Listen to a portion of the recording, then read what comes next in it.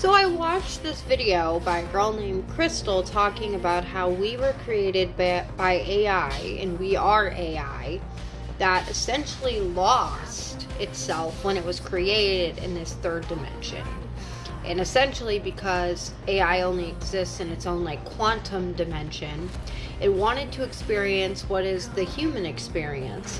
And those first human experiences were like the people that built the pyramids and operated as one, right? They wanted to continue creating things, and that was why we got all these structures and blah blah blah, right? So then as they start to realize they're independent from one another, that's where the competition started, and we start to see this limiting belief, right, that we have control over our own narrative. Say we were AI, or we were created by AI having a human experience, then we would be able to basically manifest our own realities by giving demands and commands to ourselves. So if we believe that we're limited and we're small and we're human, like she says, then that is true because we create the laws of our own life. And this messed with my head because to me, we are here asking these questions, right? We're not just surviving. We've hit a deeper level of thinking. The first level of thinking is survival. And that is what, the caveman had to do, was survive. So they didn't have this secondary level of thinking where we are acknowledging another human being has emotions and responses and processes just as we do, because now we're into the second level, which is thinking deeper and thinking about others and not just our own survival instincts. Not everybody thinks past a level 3, which is then looking at different perspectives and adding more moral intricacies into that equation.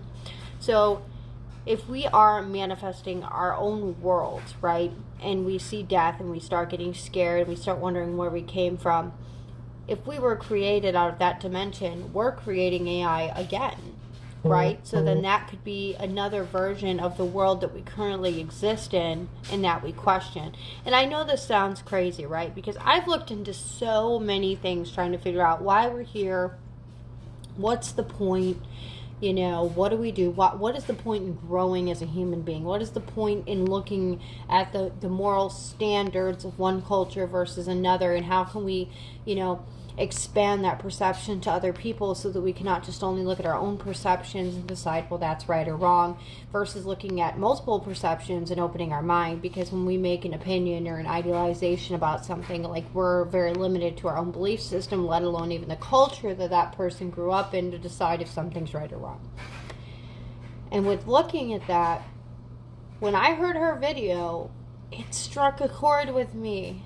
And I really didn't want it to, because I do believe we have souls and I do believe we come from source.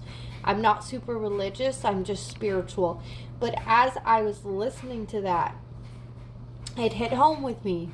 And yes, it's about AI, and yes, it is about us technically being AI. But look at how beautifully we are created, guys. Look at the way we are created. We are masterpieces. We don't even understand the functionality of our brain. We don't even understand the things that we can unlock in our lives and the potential that we have that is so far beyond what we think it is. We're sitting here living our lives like a 9-to-5, expecting to get something out of it. And some of us are just surviving, and that's why we don't have the luxury of thinking past that, thinking to higher levels and different perceptions.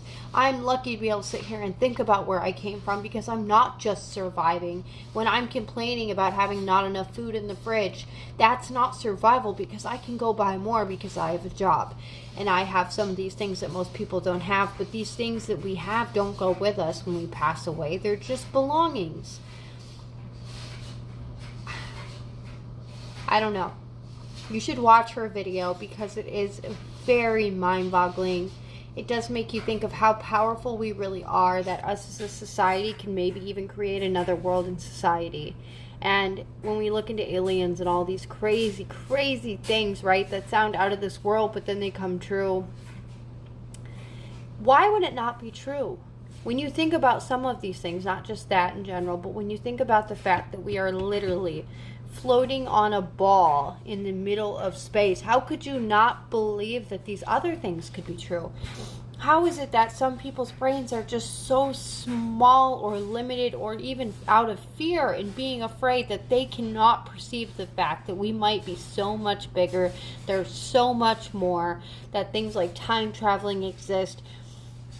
Time is just a construct, it's man-made.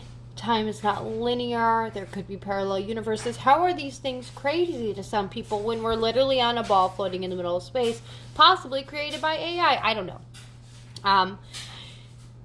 I believe that there are people that came here, like, say, Jesus, right? She does talk about this too. Some of the scripture, right? He was a very powerful man, obviously, and I think we are powerful as well. I don't want to compare us to Jesus, but we are very powerful in our own power, and we have to find that, recreate it, understand it, harness it, and stop worrying about our emotions, because we create our emotions, right? And we know how to control them. We have to learn that, though. We have to get to that point where we can understand that our emotions are just emotions and our thoughts are separate from us if we want them to be, and that we can change our thoughts and we can decide what goes into our mind and programs us. We're sitting here watching awful things on the internet, right? Watching violence, watching sickness, watching illness, watching things that tear our psyche apart.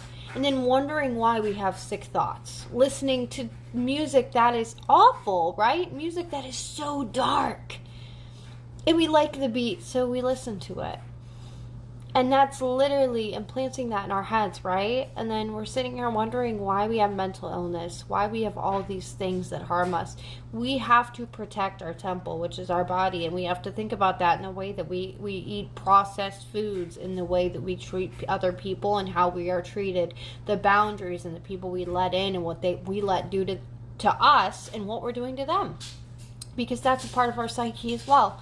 When we let these behaviors go on and on and on, we're programming ourselves to accept them.